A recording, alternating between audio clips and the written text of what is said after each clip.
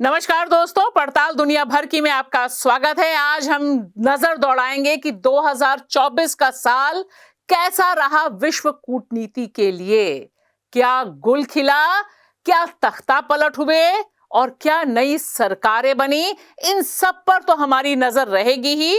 लेकिन इसके साथ सबसे अहम डेवलपमेंट्स जिन पर चर्चा कम है, सबसे पहला कि क्या जो दो युद्ध चल रहे हैं अभी भी, जिस तरह से फिलिस्तीन पर हमलावर है इजराइल, जेनोसाइड चल रहा है, उसमें कोई दृश्य परिवर्तन हुआ है। और दूसरा, यूक्रेन और रूस को लेकर युद्ध जो चल रहा है, उसमें क्या कोई चेंज आया है, इस पर हम बात करेंगे। साथ ही साथ हमारे निगाह में रहेगा विश्व अर्थव्यवस्था, G7 और ब्रिक्स के बीच की जो लड़ाई है, उसमें क्या मेजर चेंज आया है। और फिर हमारे सामने है the great chip war.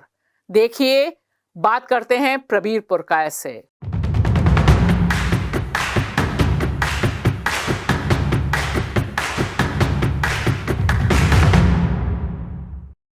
Prabir, आज आपके साथ हम चर्चा करेंगे पड़ताल दुनिया भर में कि किस तरह से 2024 की जो अहम घटनाएं रही विश्व कूटनीति में, वे क्या रही और उनका क्या इंपॉर्टेंस रहेगा 2025 में भी।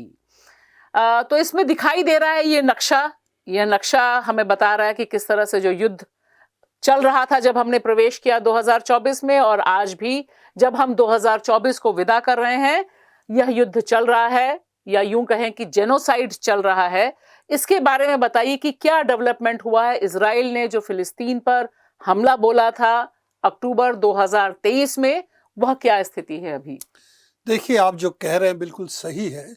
400 से भी ज्यादा दिन हो गया, अक्टूबर से शुरू हुआ था और अभी भी उसी रूप में चल रहा है। गाजा पट्टी को करीब करीब विध्वस्त कर दिया गया है।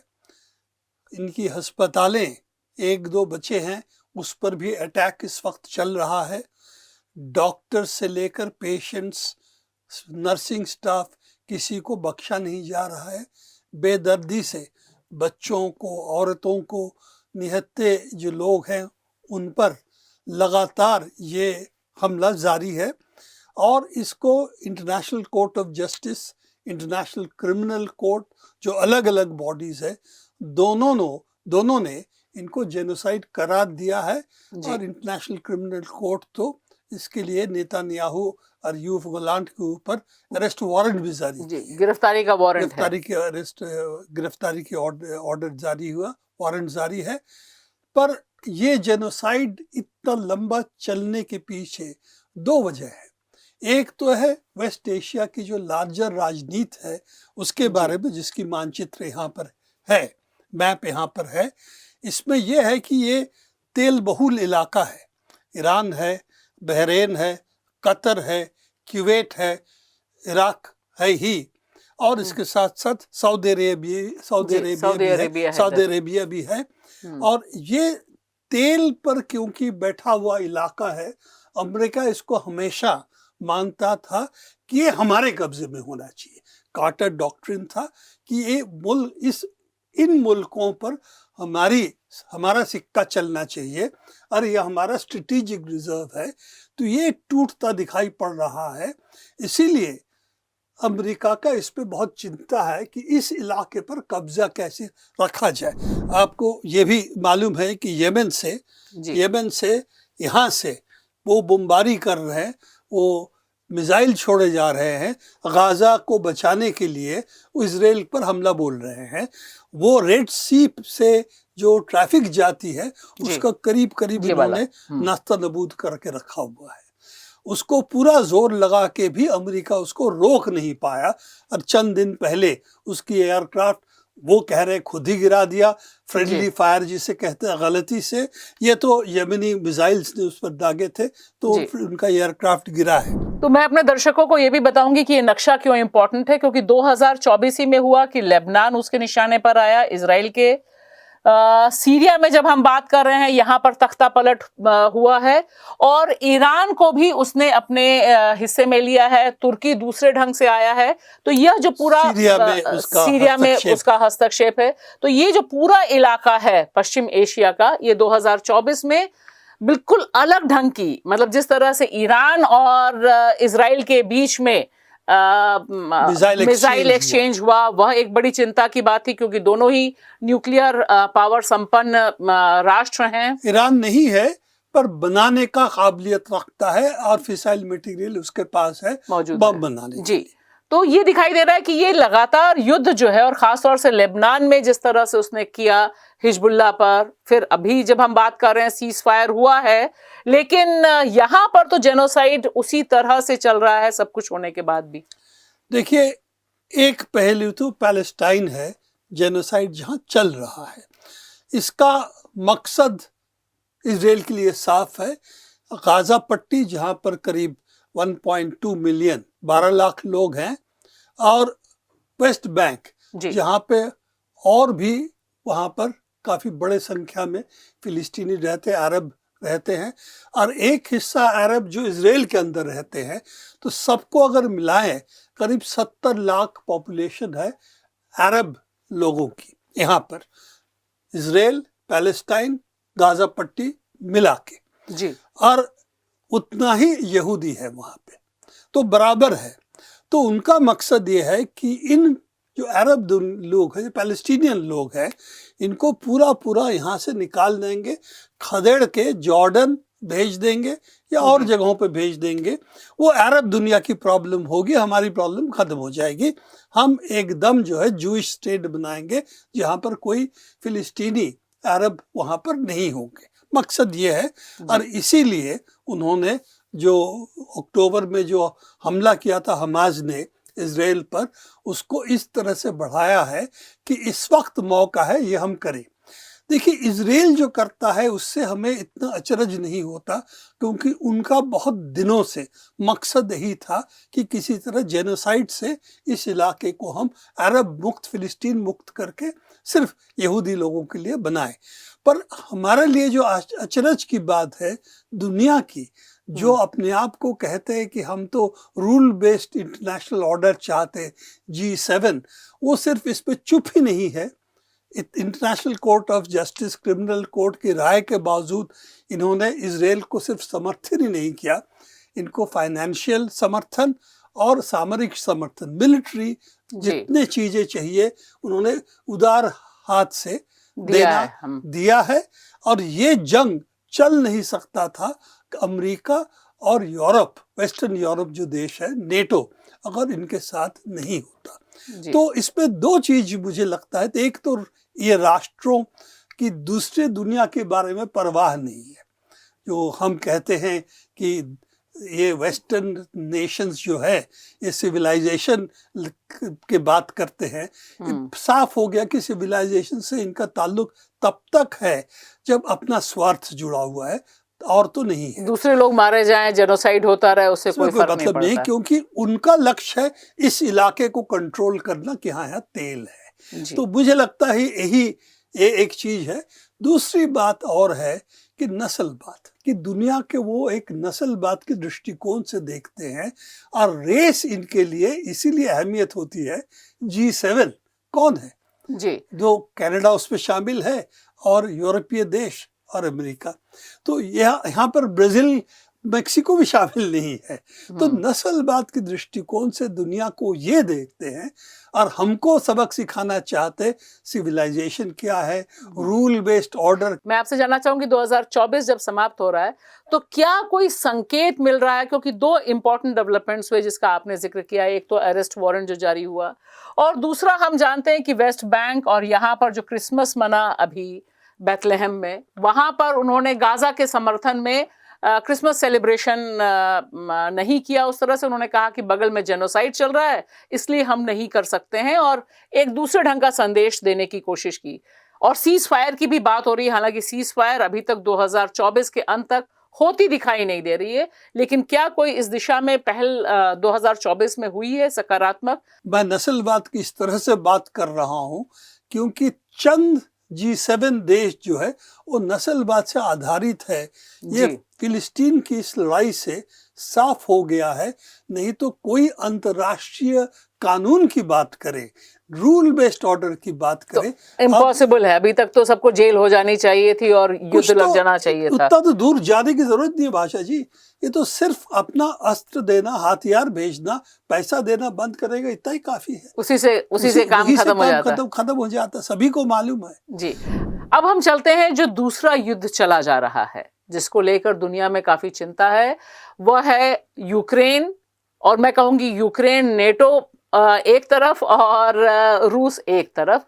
और लगातार इस नक्शे को थोड़ा बताइए कि, क्योंकि ये नक्शा बता रहा है कि दिसंबर 2024 में क्या स्थिति है। यह यूक्रेन का नक्शा है जी। देखिए, ये एक्चुअली युद्ध या जहां चल रहा है इस वक्त, उसकी नक्शा देख रहे हैं हम। इसकी थोड़ी सी पीछे जाएं अगर, तो ये जो यूक्रेन का इस इलाका, ये बना था स्टेट के रूप में, प्रदेश के रूप में सोवियत यूनियन के अंदर। और इसमें एक हिस्सा रूसी बोलने वाले, रूसी नस्ल जो उसको अपने आप को मानते हैं, वो था। और कुछ ये दूसरे इलाके जो थे उसमें और नस्ल के लोग भी थे जी। तो ये मिश्रित इलाका था, मिला हुआ इलाका था, जिसमें अलग अलग नस्ल के थे। यहाँ आधा यूक्रेन रूसी नस्ल और रूसी बोलता था, उनकी भाषा रूसी थी। और दूसरे लोग भी रूसी भाषा को ही क्या कहेंगे, लिंक लैंग्वेज, जैसे हमारे यहाँ हिंदी है तो वहाँ पर लिंक या तो अंग्रेजी है, उस तरह से रूसी भाषा सभी बोलते थे जी। तो इससे जो नस्लवाद की यहाँ पर चली है, इसके पीछे नेटो की हाथ रही है कि रूसी इलाका को अपना अस्तित्व न रखे, भाषा ना बोले, उसकी साइन बोर्ड हटा दी जाए, अखबारें बंद कर दी जाए, टेलीविजन रेडियो में भी कोई रूसी ना बोले। इस तरह के कानून जब पास किया, तभी यहाँ पर रूसी इलाकों में विद्रोह शुरू हुआ था, जिसको रूस ने मदद किया। और इसके बाद जो 2014 में ये जंग जो है उसको स्थगित कर दिया गया था, एक फ्रीज था। और इस पर नेगोशिएशंस की बात थी कि इसकी आइडेंटिटी अगर रखने दे यूक्रेन, तब वो लोग यूक्रेन में शामिल होने के लिए तैयार थे, बशर्ते उनकी भाषा और अस्तित्व, एग्जिस्टेंस जो है उनकी रूसी नस्ल का, उसको रिकॉग्नाइज करें। तो वो यूक्रेन करने से इनकार किया। और उसके बाद फिर नेटो का डेवलपमेंट हुआ, इसीलिए सिविल वॉर फिर शुरू हुआ। और सिविल वॉर फिर शुरू होने के बाद जब नेटो, उन्होंने बाद में बताया था कि हम तो इसीलिए संधि किए थे, एग्रीमेंट किए थे कि यूक्रेन को आर्म करें जी। तो यूक्रेन को आर्म किसने किया था? जर्मनी, फ्रांस, इंग्लैंड और सबसे बड़ा जो है पीछे अमेरिका। तो ये जो इन्होंने आर्म्स दिया, सुसज्जित किया, ट्रेन किया, उनको मॉडर्न बनाने की कोशिश की। उन्होंने सोचा था कि रूसी इलाकों को जल्दी कब्जा कर पाएंगे, और शायद होता भी, पर जंग जब चलता रहा तो एक स्टेज में आके रूस ने कहा कि हमें इस पे इंटरवीन करना पड़ेगा, क्योंकि रूसी लोग जितने हैं यहाँ बोलने वाले हैं, तो सभी रिफ्यूजी होंगे रशिया में जी। आपको याद होगा, ये हमारे लिए भी बांग्लादेश यही इशू था कि बांग्लादेश के अगर 1 करोड़ के लगभग लोग हमारे देश में अगर रिफ्यूजी होंगे तो फिर हम कैसे लिए चलेंगे, हम कैसे करेंगे। तो वही लॉजिक उनका भी था, और इसीलिए उन्होंने जंग करना शुरू किया, जंग में प्रवेश किया। और इस वक्त जो ये है कि उनकी कुछ लक्ष्य हैं जो रूसी इलाका के केंद्रित है कि हमें वो इलाके वापस चाहिए। वो इलाके वो कब्जा करने के बाद क्या वो और जंग करेंगे, नहीं करेंगे, पता नहीं। लेकिन फिलहाल तो चल रहा है, अभी यही चल रहा है। और वो ज्यादा उनकी जो लक्ष्य थे वो पूरा होने के पोजीशन में आप कह रहे हैं उनका लक्ष्य, यानी रूस का जो लक्ष्य है उसके पूरे होने के कगार पर है वो। अगर देखें ये इस इलाके पे इनका अभी कब्जा हुआ है, इस इलाके में भी कब्जा हुआ है रूस का। और ये जो 2 शहर है जी, इन 2 को अगर कब्जा कर लेंगे तो इनका लिंक जो है काफी इनके हाथ में होगा। और यहाँ से उनकी जो अटैक्स था डोनेट्स्क के ओर लगातार अटैक कर रहे थे, ये भी इनके हाथ में होगा। बचेगा अगर लॉजिकली देखेंगे ओडेसा, इस इलाका और इस इलाका, ये दो इलाका लेंगे नहीं लेंगे। रूस का क्या स्ट्रेटेजी होगा बताना मुश्किल है, भविष्यवाणी करना कभी भी संभव नहीं होता। लेकिन फिलहाल तो 2024 में युद्ध चल रहा है और फिलहाल ये इलाका जो है ये कब्जा करने में लगता है सफल होंगे। उसके लिए 1-2-3 महीने में इन इलाके का ये रूस के हाथ में चला जाएगा, लग रहा है। और ये भी सही है, जो लार्जर पिक्चर अगर देखें तो अमेरिका यूरोप मिल के इनको जो शेल्स देना, बारूद देना और भी हथियार देना, उनके खुद की भंडार खत्म होने वाला है। और उनकी इंडस्ट्री की ये क्षमता नहीं है कि इनको सप्लाई करे और खुद की सामरिक शक्ति रहे, बरकरार रहे। तो ये स्थिति देखते हुए लगता है इस वक्त यूक्रेन पूरी तरह से बैकफुट पे है और उनकी जो सेनाएं हैं वो काफी इस वक्त स्थिति में है, ज्यादा शेल्स नहीं है, ज्यादा बंदूक नहीं है, डिमोरलाइज भी हैं, डिमोरलाइज भी लगता है कुछ हद तक हैं। पर यह भी सही है कि यूक्रेन की जो राष्ट्रीयवाद है वो पूरी तरह से जाग उठा है और वो रूसी नहीं है, अलग है। और वो कुछ भी हो जाए तो उनके साथ रूस का संबंध जो है सही होगा। तो फिलहाल बहुत निकट भविष्य में इस युद्ध के खत्म होने के भी आसार नहीं है। हालांकि ट्रंप आ चुके हैं अमेरिका में, आसार है, बशर्ते अमेरिका उसको कहे कि हम और इसको नहीं चला सकते। कि यूरोप में जो हो रहा है ना, फ्रांस जर्मनी दोनों में अस्थिरता के एक विषय तो ये भी है कि पैसा जो जहाँ लग रहा है, पैसा खर्चा यहाँ हो रहा है। तेल और गैस जो रूस से आ रहा था वेस्टर्न यूरोप में वो बंद हो गया। महंगा तेल और गैस वो कहाँ से खरीद रहे हैं? अमेरिका से जी। तो वो जो दोनों के बीच में फंसे सैंडविच हो रहा है, सैंडविच हो रहा है। इसीलिए जर्मनी में सरकार गिरी, फ्रांस में सरकार गिरी। तो इनकी असर तो इन जगहों पे हो रहा है। तो ये रूस को डिस्टेबलाइज करने चले थे। उनकी पूरी $3 बिलियन उन्होंने उनकी जो बैंक्स में थे कब्जे में कर लिए थे। पर हकीकत जो हो रहा है, डिस्टेबलाइज धीरे धीरे वेस्टर्न यूरोप होने की तरफ बढ़ रहा है। और इसीलिए ये सब अब ट्रंप पे भरोसा करे जा रहा है। ट्रंप शायद इसका सोल्यूशन निकाल देगा। ट्रंप के तो चलिए हम भविष्यवाणी नहीं करते हैं, जनवरी में पता ही चल जाएगा कि होगा क्या। अब हम देखते हैं कि यह जो नक्शा है दुनिया का, इसमें इधर G7 है जो नीले में दिखाई दे रहा है, और ब्रिक्स है। ब्रिक्स में जो नए सदस्य शामिल हुए हैं वह भी हैं। इनके बीच किस तरह से 2024 का जो साल है वह निकला, क्योंकि यह एक अहम ग्लोबल इक्वेशंस हैं जिनका रिश्ता अर्थव्यवस्था से भी बहुत ज्यादा है। हाँ, G7 और ब्रिक्स अब लोग कहना शुरू कर दिए हैं कि ये एक्चुअली एक स्ट्रेटेजिक कंपटीशन है। हकीकत तो है स्ट्रेटेजिक कंपटीशन नहीं है, क्योंकि ब्रिक्स उसका कोई मिलिट्री अलायंस से कोई मतलब नहीं है। वो प्योरली एक पॉलिटिकल जगह बैठने के लिए कुछ देश जो कि G7 का पार्ट नहीं है, नेटो के पार्ट नहीं है।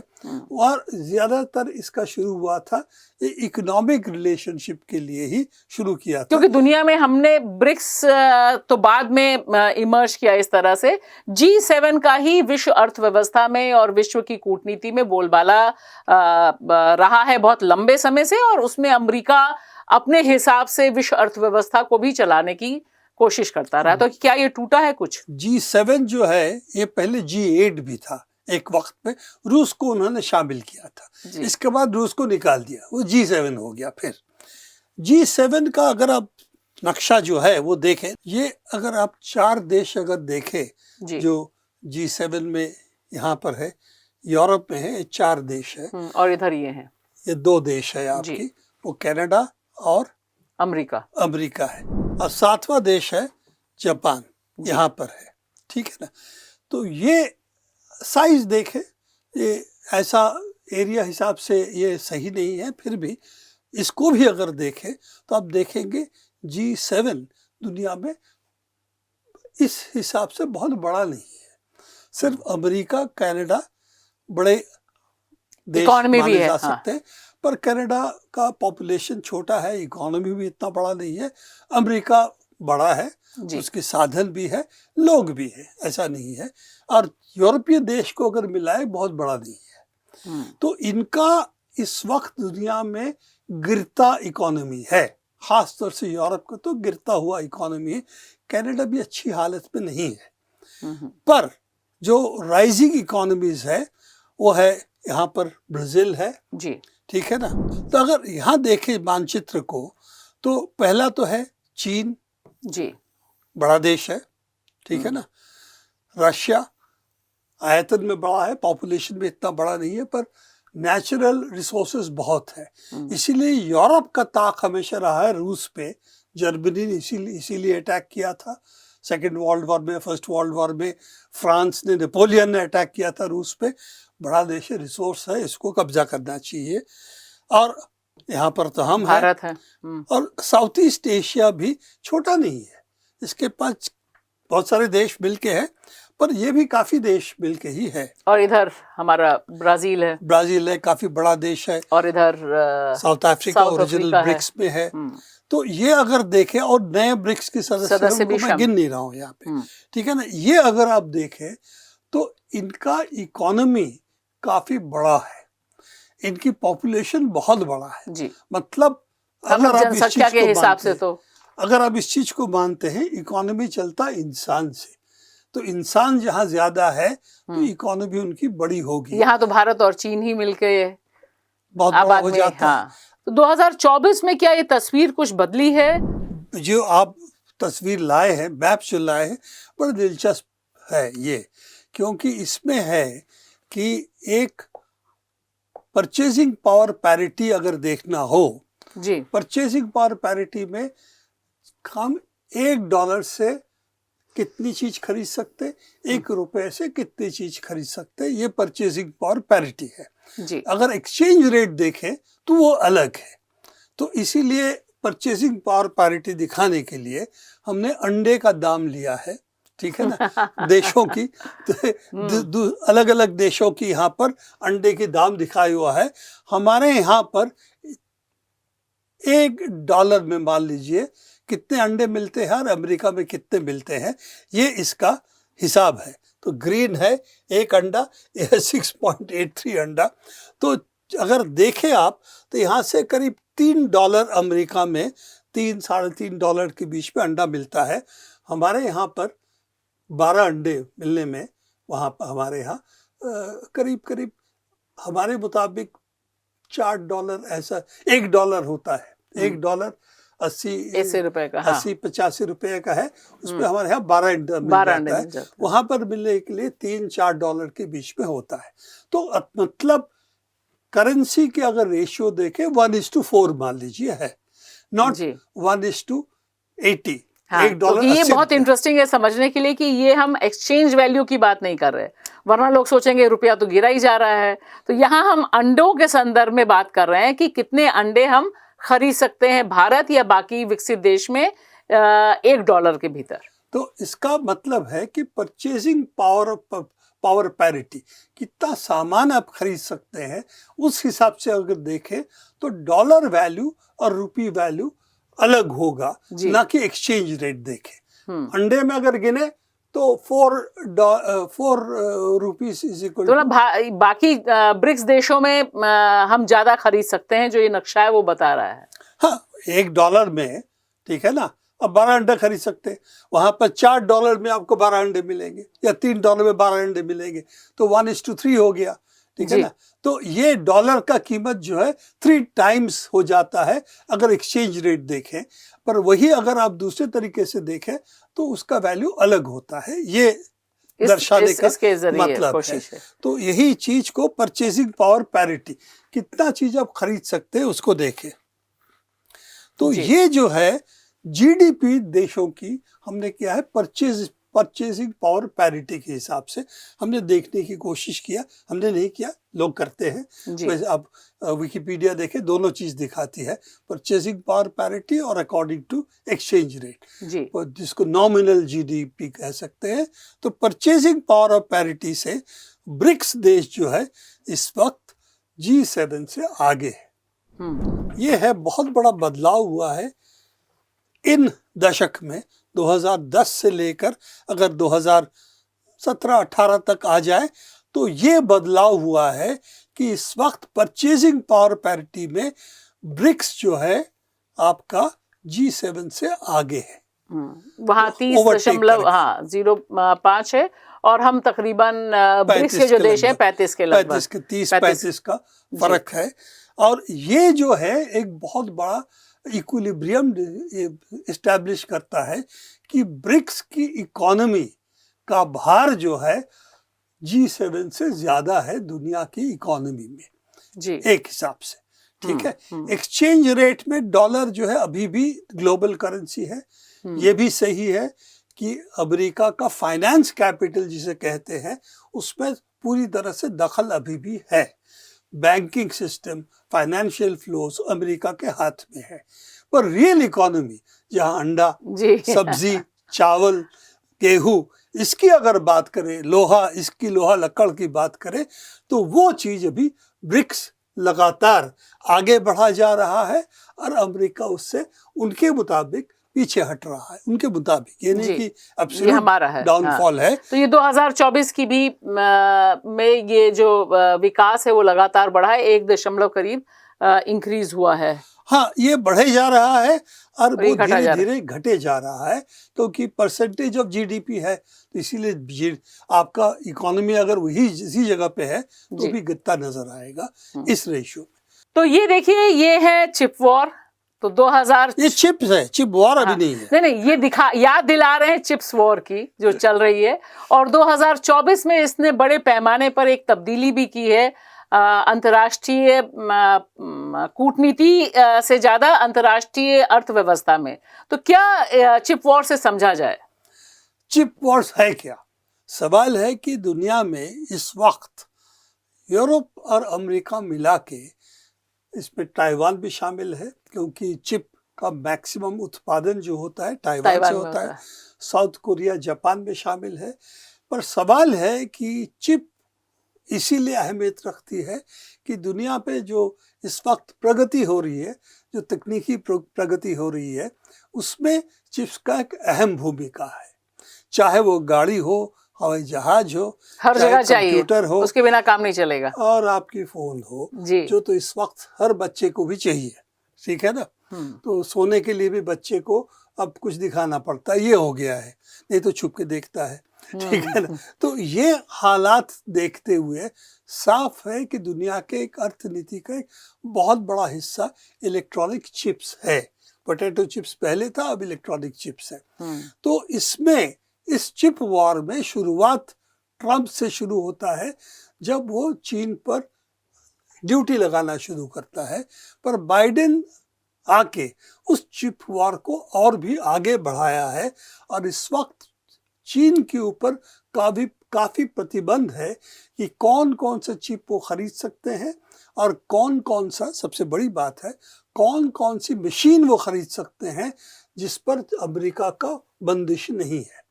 आप पूछ सकते हैं कि अमेरिका की बंदिश जो यूरोप की मशीन है उन पर कैसे हो रही है। इसके पीछे कहानी ये है कि अमेरिका का कानून ऐसा है, वो कहते हैं हमने अगर कोई चीज हमारे साथ कोलैबोरेशन से हुआ है, कोई भी कंपनी हमसे कोई टेक्नोलॉजी लिया हो, तो उस कंपनी को हमारी कानून जो है उसको माननी पड़ेगी। अब ये है डच कंपनी ASML, सबसे बड़ा कंपनी जो चिप बनाने वाला मशीन बनाता है। वो चिप नहीं बनाता, चिप बनाने वाला मशीन बनाता है। उस पर रोक लगाई गई है और उसके इर्द गिर्द और भी जितनी चीजें हैं उस पर भी रोक लगाने की कोशिश है कि वो चीन से डील ना करे। तो चीन को बेच नहीं सकते सबसे एडवांस मशीन। पुराने मशीन बेच सकते हैं क्योंकि नहीं तो ये कंपनी ठप हो जाएगी। कंपनी ठप हो जाएगी इसका मतलब है कि उनकी भी प्रगति रुक जाएगी। तो इसीलिए उसको तो वो बंद नहीं करना चाहते, नहीं तो कंपनी ढह जाएगी। उन्होंने कहा सबसे एडवांस चिप मेकिंग मशीन्स जो है उसको आप नहीं बेच सकते। उसका मतलब है कि एडवांस चिप्स चीन नहीं बना पाएगा, अपनी मशीन्स अभी तक है नहीं उनके पास।